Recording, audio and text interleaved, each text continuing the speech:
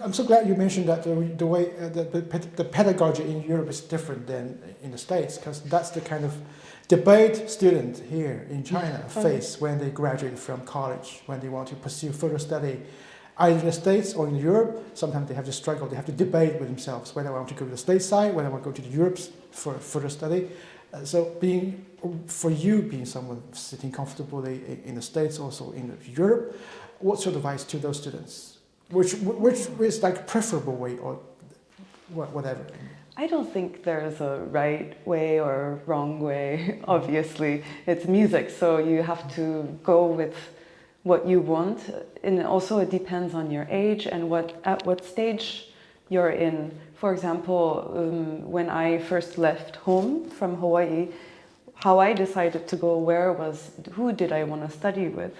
So I didn't really care if it was anywhere in the world. I wanted to be with a specific teacher. So I went, for example, to Georgia to study with Julie Alberts, and I moved to Evanston to go study with Hans-Jürgen Jensen. And it wasn't really that I was choosing, Belgium, because actually before I moved to Belgium, I had planned to move to Germany because I wanted to study with some teachers in Germany. And I even studied German for 4 years, and then I ended up in Belgium because I realized, I really want to study with Gary Hoffman. And so I think it's important at what stage you're in.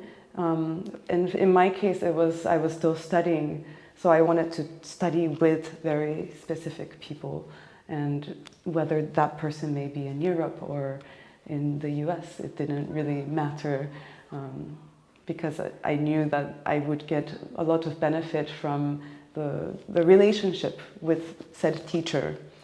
And I think more than deciding on a location because of its benefits, it's really important to decide from who you think you will be best with and who you can be best for yourself with the teacher. You studied in Belgium at the Queen Elizabeth's Chapel.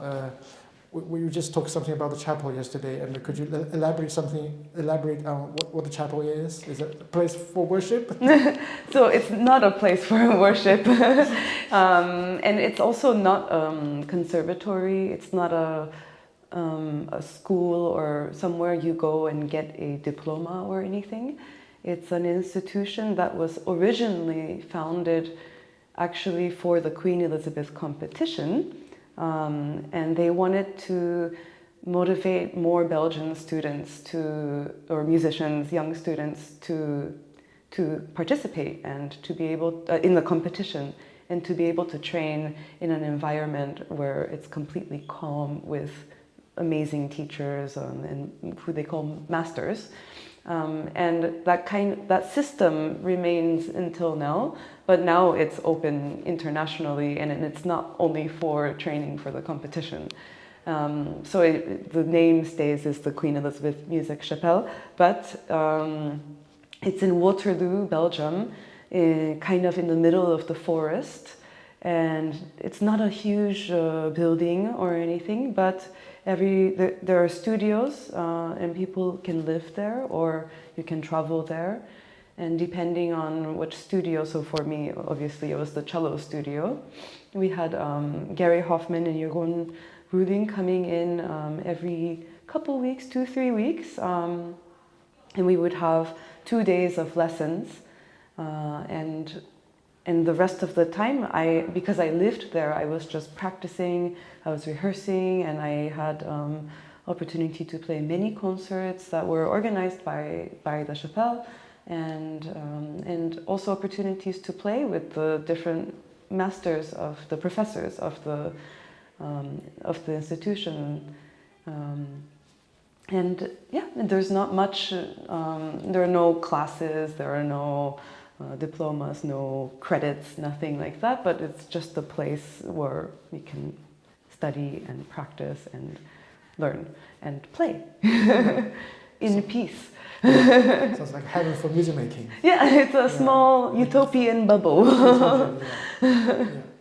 But they're dystopian also for cellists traveling with their cello on board a plane.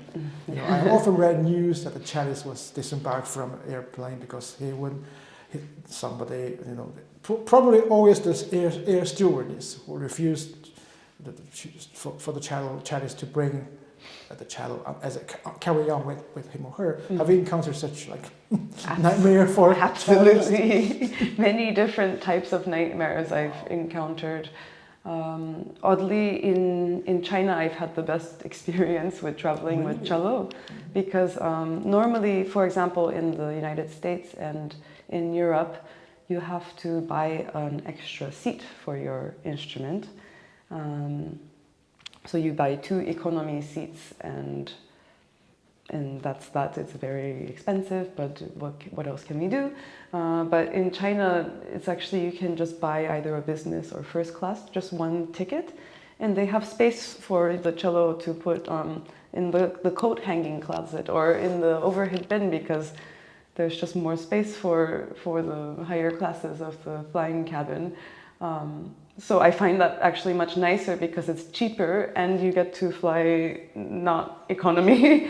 And then you should worry about this. Yeah, exactly. Debate with the air stewardess. Yeah, no debates. And it's funny also in Canada, they really strap down the cello, so you have to go in the plane first, and the workers come with these huge straps and they just strap down the cello with this net so that the cello doesn't move, and you're like, where do you expect it to go?